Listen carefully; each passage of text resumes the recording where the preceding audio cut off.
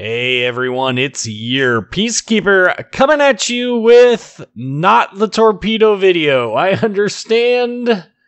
I have an explanation for that, but this is a epic battle replay with Akatsuki, the tier 7, distinctly powerful, yet almost overpowerful, yet horribly underrated, quote, torpedo boat destroyer. This one is an oldie but a goodie. It is pulled from way back in early April, late March. So there's a couple changes that aren't in there. You know, like for instance, there's no smoke screen timer. If there was stealth firing on this, it wouldn't matter because this captain doesn't have AFT on him at this point. He does now, obviously. He definitely does now. But in this video, he does not. Very good gameplay for a destroyer. There is a Kraken thrown in here. Anyway, my explanation for the torpedo video is quite simple. There is a lot of things to cover in the video, and I want to make sure that I cover them in the clearest manner possible so that you guys watching the content can actually learn from it. And I'll be honest, I'm kind of struggling a little bit with the best way to lay out all of the different clips and videos and all of that nonsense. So it's difficult for me to try and get this done, and I just have too much stuff going on with work, and I wasn't able to get to it this week. So we are going to push that back. Hopefully it will be next week. I am going to spend most of my time this weekend. This is my weekend off from work. I'm going to spend most of my time working on that so I can get it done and out to you guys. Anyway, this again is Akatsuki, tier 7. We are in a tier 8 fight. This is the new map, Haven. This is the standard battle mode, I think is what it is, with the 2 caps, the 2 bases. And right off the bat, we're going to go up north, and if you know how I like to play Akatsuki, you know I play pretty aggressively. I like being up front. The ship is really fast. You can see I'm clipping along at right around 42, 40 knots-ish, that range. And the 10K torps, you know, it all comes together. The ship is just fantastic, and as I said in my Shimakaze video, if you're looking for a reasonable analog for Shimakaze, but at a much lower price point, Akatsuki's a really good analog for you. So I've managed to bait this Mahan into shooting me, and when I popped my smoke, I went invisible, yet he did not. And so that gives me the opportunity to shoot at him. And he managed to avoid my torpedoes. Obviously not going to use that one for my torpedo video. Hey! Anyway, the Farragut that was spotting the Mahan has ducked into my smoke, and the Mahan has actually, well, he's popped his own smoke, which means when my torpedoes come up, he can expect torpedoes if he isn't already. That's pretty much a dang shame for him. Not that I'm going to complain. No, there are no carriers in this match, so insert your excuses here about how Japanese destroyers are much better with carriers involved. Of course, it completely neglects some of the other videos that I have that show how carriers do change the gameplay but don't necessarily prohibit you from having good games. Ooh, and Atlanta coming in. I'm being aggressive. At this point in this battle, there's not a whole lot really going on. Nobody's really hit me yet. Not taking a whole lot of damage, not done a whole lot of damage either. So I'm going to try and get involved in this fight as best I can. Now, Mr. Atlanta here is struggling to aim, but more importantly, the Mahan showed up, and I want to take action against him. You can see there, we managed to start him on fire and take off 1,900 hit points and take out a torpedo tube temporarily, which is all good. That was 297 damage out of 4 hits, which means almost all of those hits damaged a module in some way, which is really annoying. But you can see here just how powerful Akatsuki's guns are, and you'll see, now granted he's not shooting at me, but you can see how this engagement is being done at longer ranges, and that's part of the key differences between how a US destroyer and a Japanese destroyer go about engaging various ships. Now, you see there I launched that spread of torpedoes. It doesn't look like there was really anything there. What is conveniently missing from the screen is that Atlanta, which I can only presume is hiding in the smoke. And Atlanta has radar, so we definitely don't want to pop smoke at this point. There's the Atlanta. He is sailing away at full speed ahead. We'll shoot at him. We got smoke between him and I.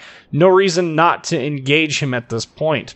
So we are going back down south. We're going to try and see if we can't make a feint towards the middle area. All of their heavy ships are going way north, trying to make their way around the northern side of the island. And I'm going to put some hard cover between me and any enemy ship. And this will actually help out a lot because it really does allow you to engage other ships. Now, there's this smoke here from whatever destroyer this was. I don't remember which one it was. I'd have to go back and look already. But we've got ourselves a Nagato sitting over there with a New Orleans. And, well, I think we can start Mr. Nagato on fire. So we're going to engage him with our guns, and we are going to be loud and proud about it. And the reason he's not detecting me is because there's the smoke cloud and the island in the way, and he is thoroughly distracted anyway, so that always helps. Now, the end of the island is there in the way of where I want to put these torpedoes. I really wish it wouldn't have to drag this smoke cloud out nearly as much, but we will go ahead and launch torpedoes, and I'm going to launch one set way short. Now, unfortunately, he beached himself, which means all of those torpedoes that I just launched were going to miss. Now, had he not beached himself, I probably would have gotten a couple of torpedoes based on his performance later in this match. And that's fine. I don't mind missing with torpedoes because sometimes you'll get lucky and get something else. But more importantly, he's moving slow enough that we can engage him successfully with our guns. Start fires. He's on fire once. And burning, he's letting that burn, which is perfectly fine by me. And I think we get... No, not that salvo. We do eventually end up setting him on fire in multiple places that he does eventually repair. So, anyway, this, we got plenty of time left in our smoke here, about, I would say 15 seconds or so. But we're going to go ahead and bail. And the reason for this is relatively simple. There's another fire on him all the way on the stern. We want to line up these torpedoes, which is why I'm kind of pushing. There's a third fire on him. Burn, baby, burn. So now we've got torpedoes up. He is moving toward, we're paralleling him. And one of the big problems with launching torpedoes directly at the indicator in this is that while he's paralleling me, he is speeding up, which is why you saw me launch one set long, one set at the indicator, and one set short. The one set at the indicator is if he continues moving at the same constant speed, which we all know he probably won't, and the one short in case he maneuvers. That's something that I will explain in further details in the torpedo video, but it certainly shows up a bit here. Now, spotting plane happens to spot those, and he manages to turn in time. Nagato's maneuverable enough. He manages to turn in time to avoid them. Very good attention paid on his behalf. Unfortunately for him, though, he's on fire again, which means we are just racking up the damage.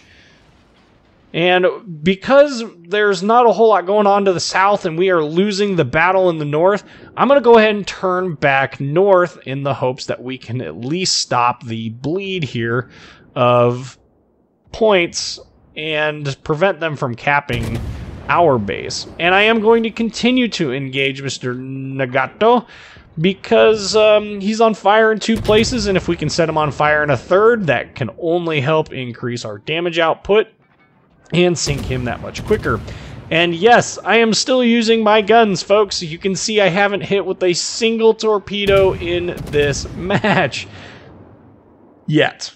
Keyword being yet. So bear with me, we are not done yet. But this is the power of Japanese guns. People just completely underestimate these guns, and Akatsuki's gunplay is phenomenal. This ship is such a fun gunboat to play. Now, this Leander, he is coming straight at us, and so to get the best spread of what we can cover, I've launched them. You can see I launched them, one at the marker, one to the left, and one to the right. That way, if he were to continue charging at us, he would most likely end up hitting one of those. Unfortunately, though, he ends up turning away, which is super annoying, but also not unexpected. Now, had I had more range there, I would have launched a wider spread to try and catch him in that turn, but didn't work. Anyway, we managed to sink the Nagato. Sorry, not 146,000. Just 46,000 damage. We haven't added the 1 yet. 2 kills, 8 fires, 128 shell hits. That 46,000 damage is a combination of fire and shell hits.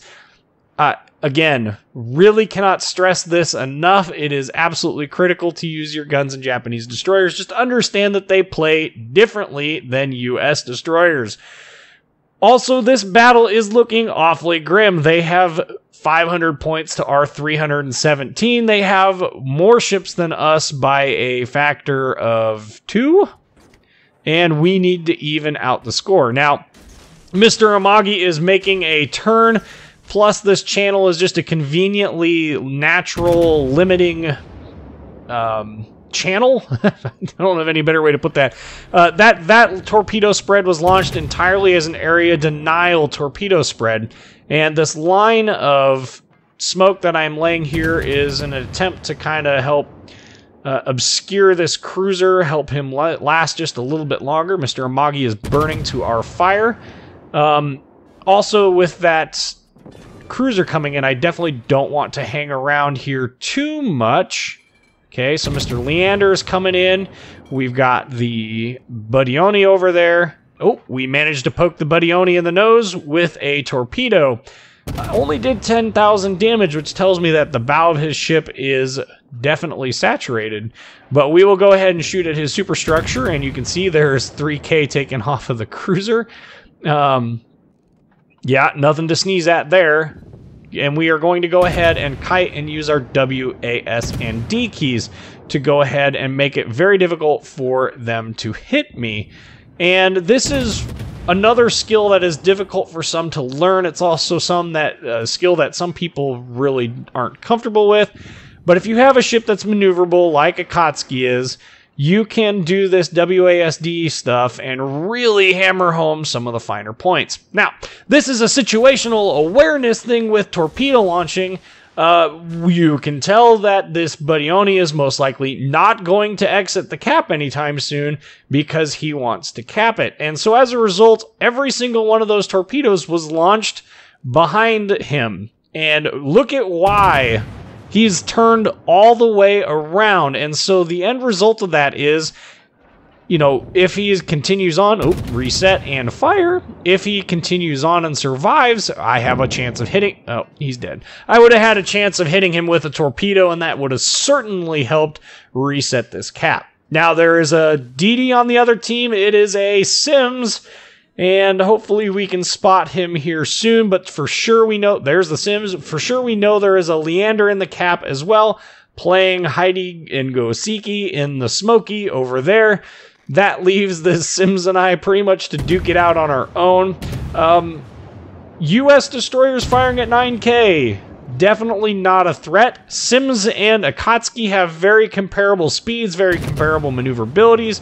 Sims, I think, is a little bit stealthier, and the guns are much weaker. In fact, it has 2 less guns. It has worse torpedoes by a long shot.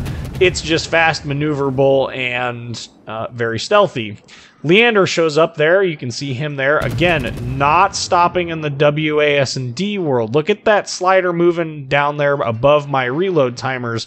Very key to keep that up. Now, I've not hit this Sims, but he sure as heck is not going to hit me. Plus, he's firing AP. Don't know why he's doing that.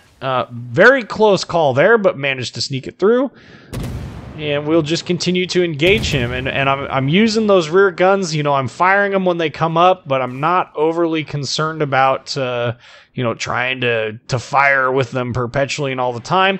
And because, you know, we have these other ships over here coming into the cap, I want to go ahead and assist them with it. I'm going to ignore the Sims for just a minute because this Leander is here. He's almost dead. When it comes to the end game, you definitely want to do what you can to take out enemy ships as fast as possible. And down he goes. So the Indianapolis didn't even have to bother to burn his radar. Nice. So the Sims has managed to land yet another hit on me for 210 damage. Oh my, so overpowered that AP is. Just kidding. 75,818 damage. Only one torpedo that did 10,000 damage, and that was to that Buddione. And so everything else has been from guns or fires. That's, again, just testament to how much damage you can do with just guns on Japanese destroyers. I know, it's shocking, just absolutely unbelievable.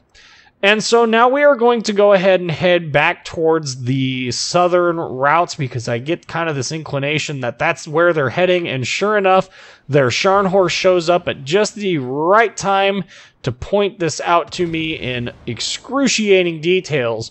And so now the decision becomes, do I want to follow our Scharnhorst? And I am going to inform him that I don't have smoke, unfortunately. Otherwise, I would have smoked him up. And we would have won this for sure. Right now, it's up in the air, but it is 3-3, and we are ahead in points, which is nothing short of a miracle. So the debate there was to go either to the left or to the right of this island, and ultimately I decide to go to the right. And the reasons are simple. I'm going to try and help and take out the New Orleans, but naturally, this is the direction that the Scharnhorst is going. Now, the Scharnhorst, he's moving at pretty good pace, but those torpedoes, you know, the last two were launched kind of blind, but really not all that blind.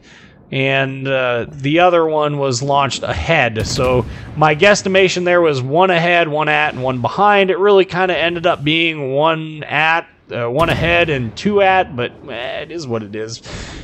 And you know, hey, things are looking very good for this torpedo spread. That's either going to be a very dead Scharnhorst, a very dead New Orleans, or both, or, hey, 4 torpedo hits. Basically a dead New Orleans, almost a dead Scharnhorst.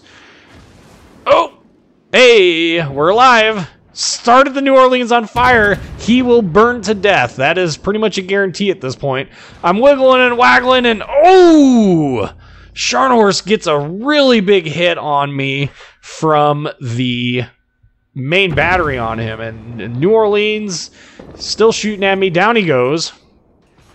I'm still alive, and I feel like singing that. I don't think it's Aretha Franklin. I can't remember who sings it, but somebody sings it. Oh, dodge it, dodge it, dodge it. Oh, he sinks, and oh, he sinks me. We get the kill in the Kraken, 149,224 damage. And now this becomes a battle of Indianapolis versus Sims. And really all the Indianapolis has to do is stay alive or kill the Sims, or both, preferably both. But yeah, we got a Kraken, we got high caliber, no Confederate, which is interesting. Usually you get high caliber and Confederate together. Indianapolis looks like he's doing a pretty good job of dealing with the Sims, and definitely no reason to panic. Oh, until those torpedoes. And got him. Nice. So we end up winning the battle. That was really hairy there for a while. 149,224 damage, 7,096 XP, 2,307 base XP, 5 kills. Again, we got the high caliber and Kraken. There you can see we did 53,900 some odd damage between the fires and flooding. Can't stress that enough. Use your guns. Anyway, I'm your Peacekeeper. Like, comment, subscribe, and thank you for watching.